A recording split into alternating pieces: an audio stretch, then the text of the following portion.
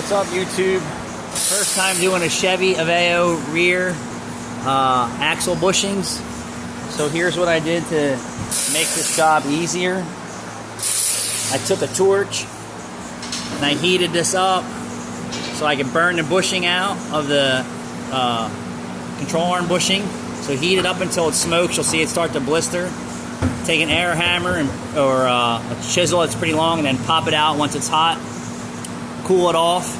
You can either take a torch and split the case that holds the bearing, the rubber in the bearing, bushing. All right, so it goes in that way. So I just torched it across, knocked it out with an air chisel, or you could use whatever you got to do to get it out. It makes it a lot easier. I used a cylinder hone inside the tube to remove all the rust and debris. I had to make up some tooling to do this job.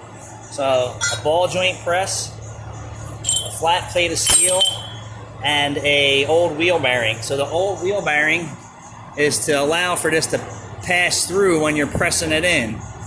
So on this side here, closest to the gas tank, I used a big flat washer and a bolt so that I had something that holds it inside there and holds it in the ball joint press when you're trying to press this in.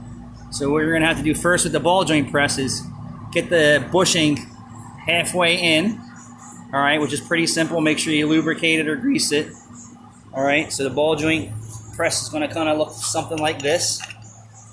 And then a flat plate of steel, all right, in between the control arm, thread it side this way, and then use the flat plate of steel on this side and just crank it in halfway, because this piece actually protrudes past it while you're trying to press it in. So once you get it halfway in, you're gonna use an old wheel bearing or something to press on the edge of the axle tube assembly and allow for this thing to pass through.